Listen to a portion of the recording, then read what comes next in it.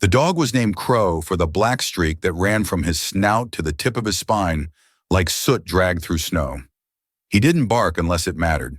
He'd survived 2 cattle drives, 3 gunfights, and 1 Kansas winter that split barns like old ribs.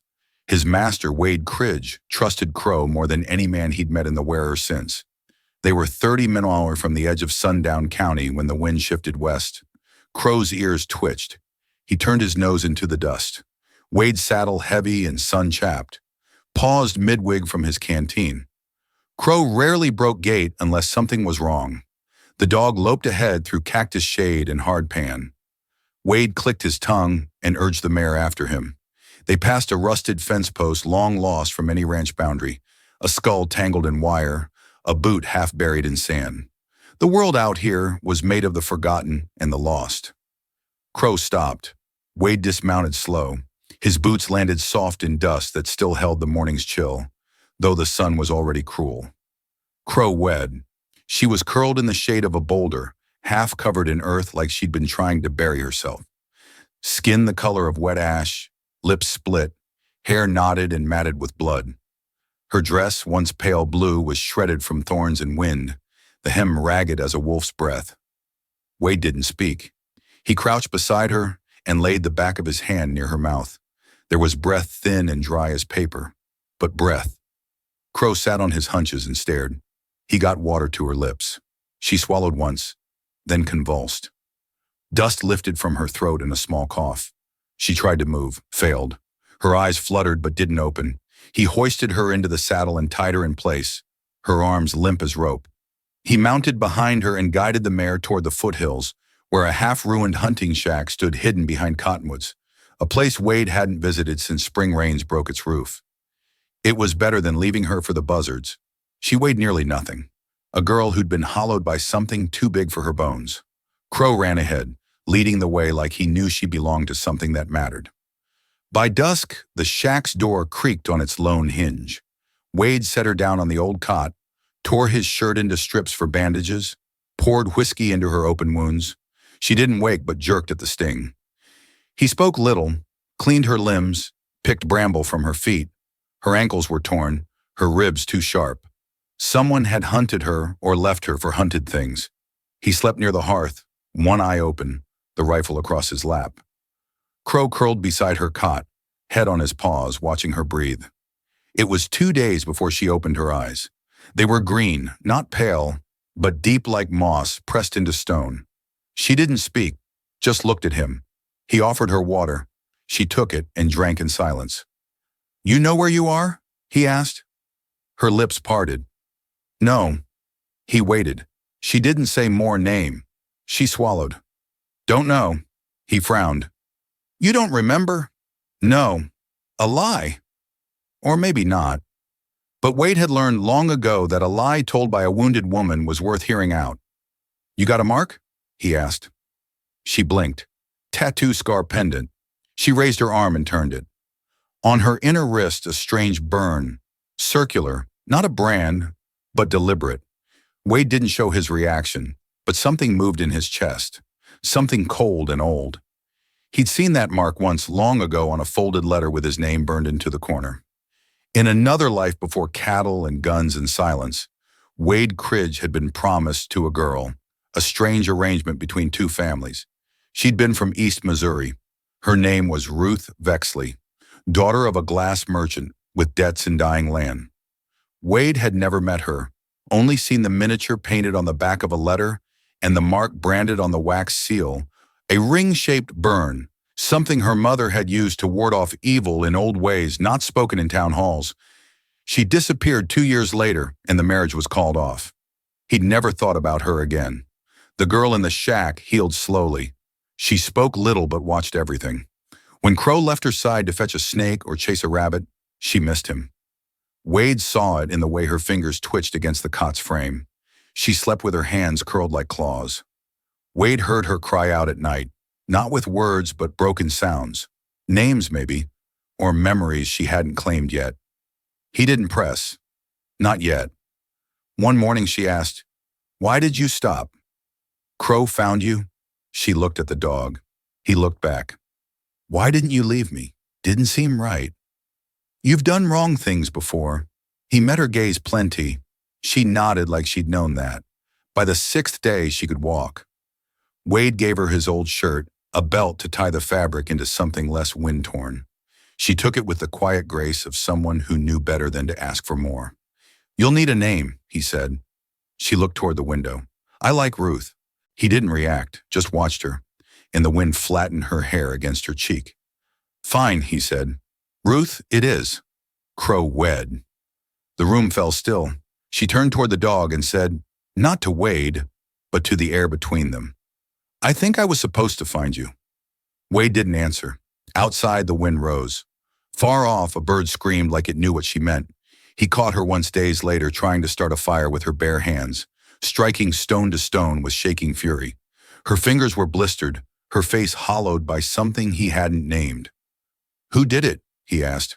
Her eyes turned to glass. They thought I was dead. Wade nodded. He'd seen that kind of mistake before. The kind that left a person walking long after their shadow had given up. He let her stay. She helped him repair the roof, fetch wood, boil water. She never asked what he did before this life. He didn't ask what she remembered. But every night he watched her turn the burn mark on her wrist against the firelight like it was a compass pointing somewhere buried deep. And then one night she stood at the door, Crow at her side, and said, I want to find them. Wade didn't have to ask who. Crow growled low. I'll need a gun, she added. You ever shot? No. He got up and opened the trunk. The revolver inside had belonged to his father, a Colt Navy blackened with age. He handed it to her. Her hand closed over it like she'd always known the weight, and Wade knew then. It wasn't chance, not fate, not mercy that had led his dog into that dust. It was the promise he'd never meant to keep, and the reckoning that waited with her name burned into it like blood. She learned to shoot with quiet rage, never flinched at the recoil, never smiled at the sound of bullet hitting tin. Wade set up broken bottles, rusted pots, once even the wing of a scarecrow he nailed to a post. She struck them all within a week. He said little, just adjusted her grip when needed, reminded her to breathe before the trigger broke. She didn't thank him. At night, she'd clean the Colt by lamplight, disassemble it piece by piece, until the gun was as familiar as breath. Her hands, once shaking from hunger, grew steady, her back straightened. She started wearing WDE's old boots, too big but durable, and the coat he'd outgrown in Texas. The collar brushed her jaw like armor. Crow never left her side. They moved together now, scouting creeks, watching sky changes, circling the perimeter like they expected something bad to catch up any day. Wade knew better than to ask when one morning they found a rider, half buried beneath brush, face down, arms spled, shot clean through the back, horse gone, buzzards circling in lazy orbits. Ruth crouched beside the corpse and lifted the man's coat. Something in her face changed. She reached into the inner pocket and drew out a coin. Black flat etched with a crude symbol, circle over cross, the mark of the Sundown Riders, a group Wade had heard of and never wanted to meet. They weren't outlaws exactly, not soldiers either. Hired knives, mostly killers with no flag, no home, no rules, but the one written on their coins. Silence for silver, death for gold. She stood and said, he was one of them. You remember? I remember the one who gave me to them. Wade held her stare. Who? My father. She said it plain. No tears, no catch in her voice. Just truth bare and sharp. Crow growled again. The wind changed. They rode south toward Dustwhip, a town choked in salt and bones, where the Sundown Riders had been last seen. The shack stood behind them, empty as a cleaned grave. Ruth wore the gun on her hip now, her hair tied back with sinew thread, her shoulders narrow but braced. She didn't speak for hours, just watched the land roll by in silence. Wade knew that look, the one you wore when you no longer belonged to the world before pain. Dustwhip rose from the earth like a scab. Half the buildings were burned out. The saloon leaned eastward like it was tired of standing. Wade rode in first, Ruth behind him. Crow underfoot. The sheriff was gone. The post office boarded up. Only the general store had life. Dim lamps, 2 horses tied out front, and a girl sweeping the porch like she knew she wasn't welcome on either side of the door. Inside, a man in a gambler's coat looked up from a stack of flour bags. Ruth brushed past Wade and placed the black coin on the counter. "Where's the man who carries these?" she asked. The gambler's eyes narrowed. "What's your stake?" "My name." The man hesitated. Wade stepped forward. "You want to keep your jaw?" That was enough. The gambler nodded toward the back room. "Reckon you'll find a map on the wall?" he said, marked in charcoal. "Third camp down the Black Ridge. They stay mobile." "They expecting company?" Wade asked. "They don't expect anything." The gambler said they just wait. The camp wasn't hidden so much as placed where no one sane would go. The Black Ridge cut deep into the land. Sheer walls, scree slopes. Only one trail led to it, flanked by dead trees and twisted iron stakes from some old mine. Ruth walked ahead. She moved like she was returning home. Wade hung back, rifle ready. Crow stayed between them. They spotted the first sentry at dusk. Ruth shot him through the eye. No hesitation, no tremble. The second man died in his sleep. Throat slit clean. She took his knife. Wade didn't ask if she'd done it before. They reached the camp's heart by firelight. 6 men sat around the coals. 2 women chained nearby, gaunt and barefoot. A wagon loaded with crates sat in the shadows. One wheel cracked, canvas stained. Ruth stepped into the circle of firelight. The men rose, confused, half reaching for guns. As she drew first, 2 fell before they fired. The others scattered. One ran toward the wagon. Wade shot him through the back. Another tried the rocks. Crow leapt and tore his leg out from under him. Only one man remained, staggering toward the fire, hands raised. Ruth aimed. He said, "Ruth?" Ruth vexedly. Her hand trembled. Wade stepped up. "You know him." She nodded once. "He was the one who said I'd be better off this way." The man's face changed. "Your father made the deal. I know." He smiled crooked. "He's rich now. Sold the land. Took the name clean off the rolls. You're dead, girl. You died 2 winters ago." She shot him in the knee. He screamed and collapsed.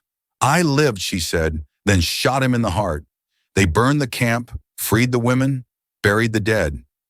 Ruth stood over the ashes until the sun cracked the horizon, her face unreadable. Wade said nothing. He knew revenge could quiet the past, but it never silenced it. Still, there was peace in her shoulders he hadn't seen before. She looked at him. "I need to find him." Wade nodded. Crow barked once. "St. Ellison," Ruth said. "That's where the land records went. That's where the lies live." Wade saddled the horse. "Then we ride." The trail east was long, but she rode without fear.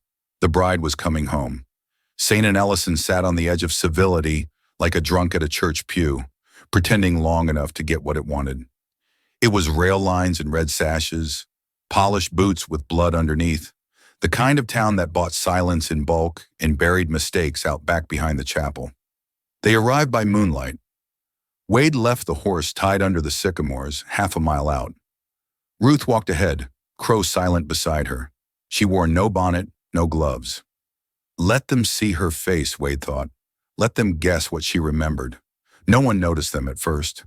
The night was loud with fiddles and poker, girls laughing sharp like broken glass in the saloon windows. But Ruth wasn't heading there. She went to the courthouse. It was locked. Of course it was. She didn't pause, drew the Colt, shot the lock off clean. Wade raised a brow.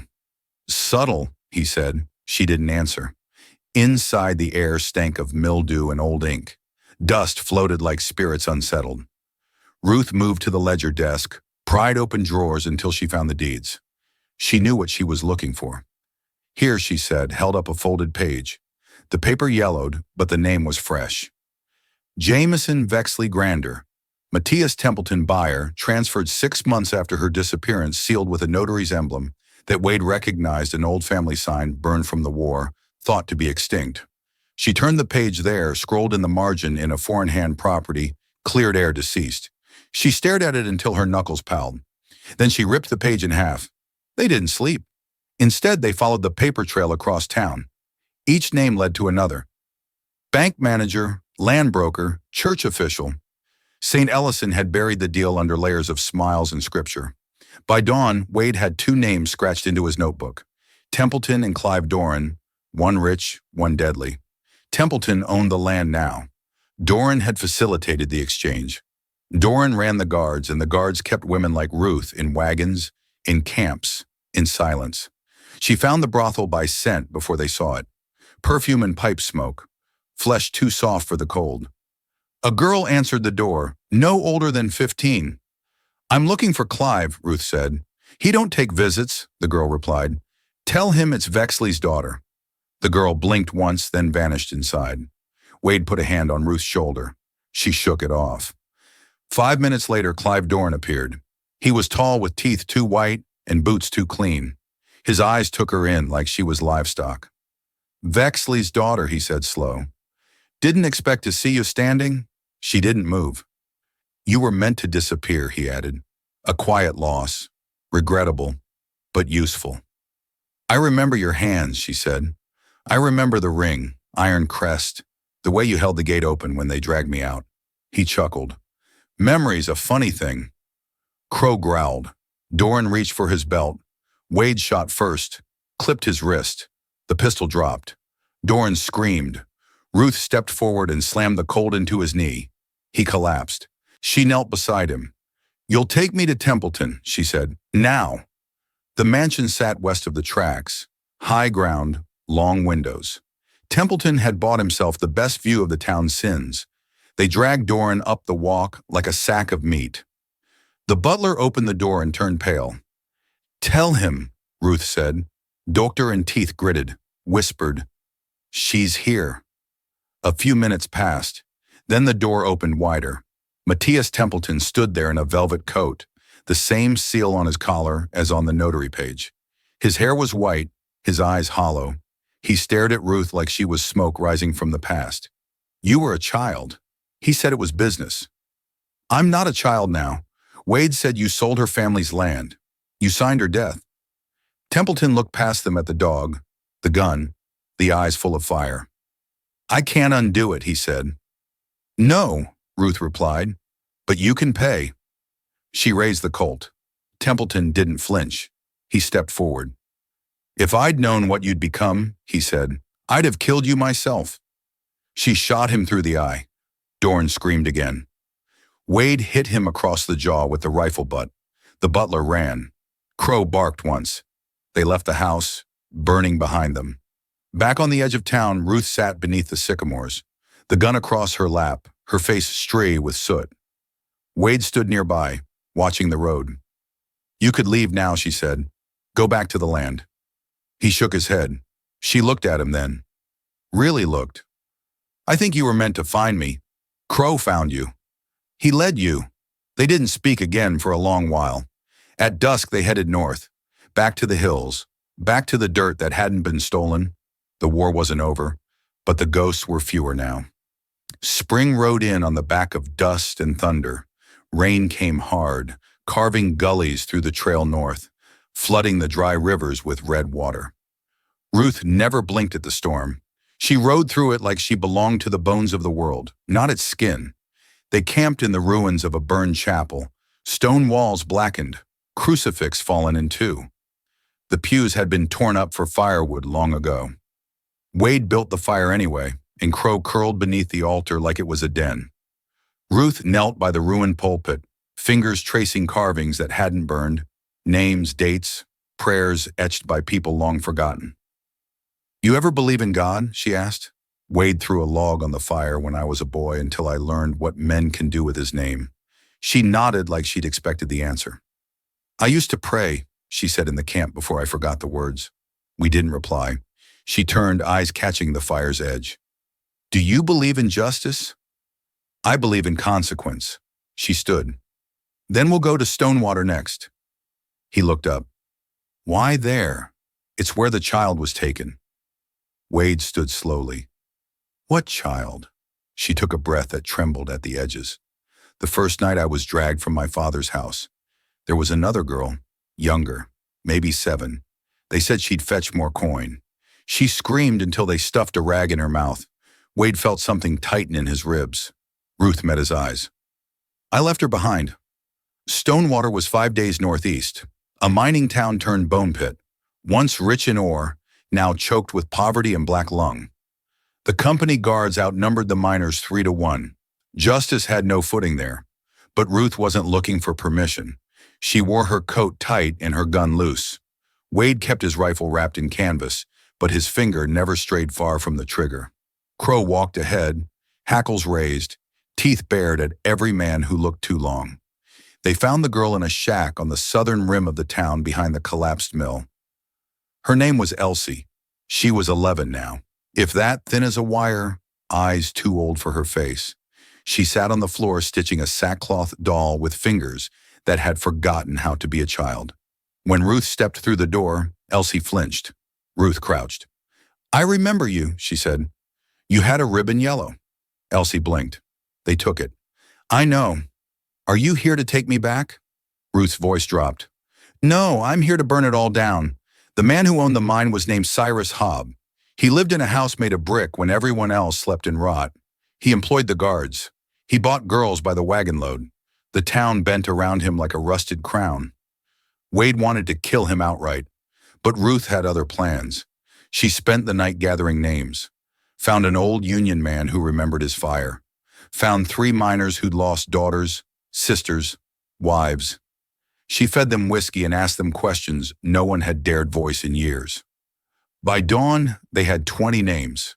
By dusk, 20 men with pickaxes, knives, 2 rifles, and a thirst that hadn't been quenched in a decade.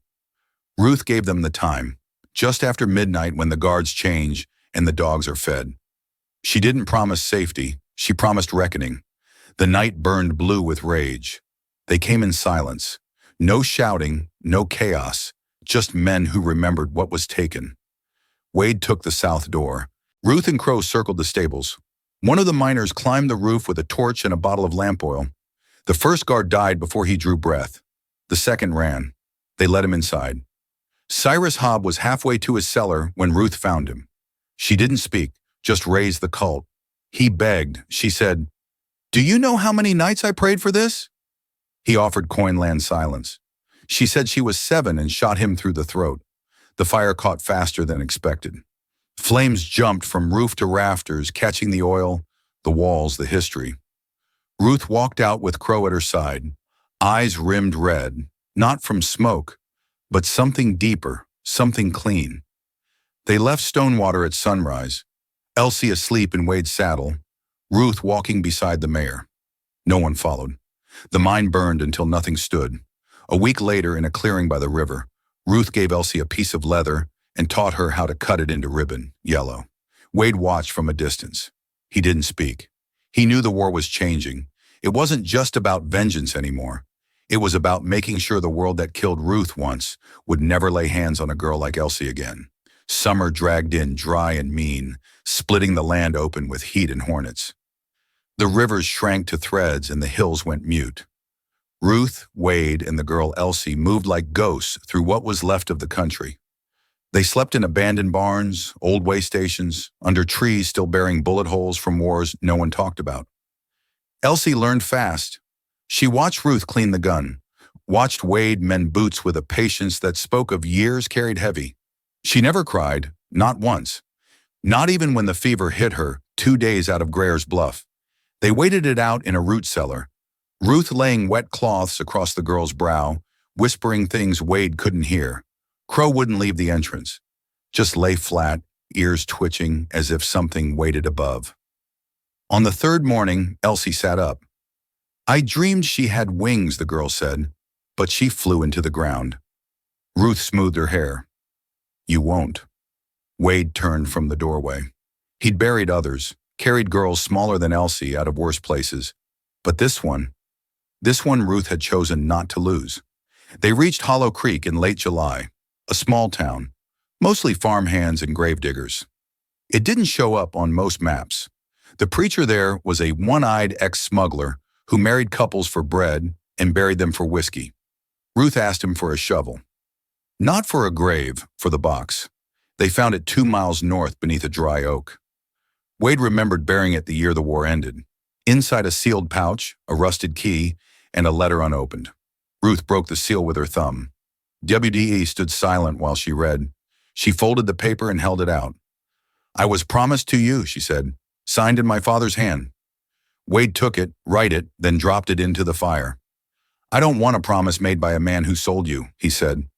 Ruth looked down at her wrist, the scarred circle still pale and hard against her skin. "I don't either." In Hollow Creek, they rented a cabin that lined east. Elsie slept on a cot. Wade patched the roof. Ruth worked the fields with her sleeves rolled and the Colt tucked under her belt like a warning carved in iron. For a time, things were still. Then one night, as the rain returned after months of silence, Crow bristled at the door. Wade took his rifle. A figure stood in the dark, hat soaked, hands raised. "I ain't armed," the man said.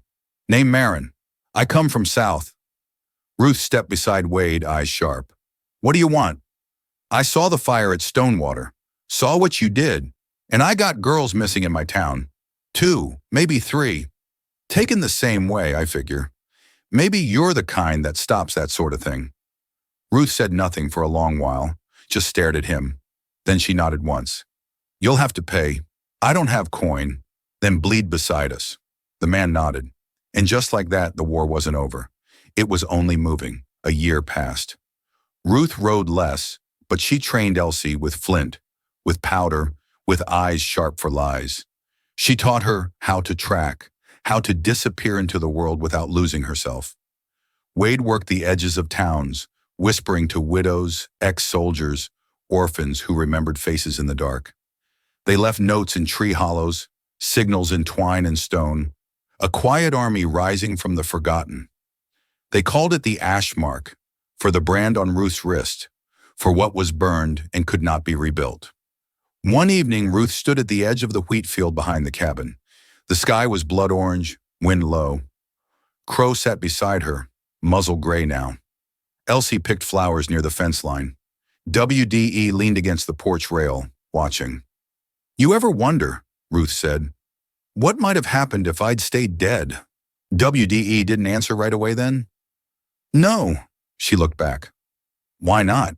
"Because you didn't, and everything after that's yours." She turned toward the horizon. "No, it's hers now." And she nodded toward the girl, ribbon in her hair, a knife on her belt, boots dusted with soil. The wind moved like breath across the field. Ruth raised her hand, and Crow followed without command. WDE stepped off the porch, and Elsie smiled small and strange, like someone who had seen both hell and the way out. The land didn't change, but the people walking it that was enough. That was the ending Ruth chose, and she never looked back.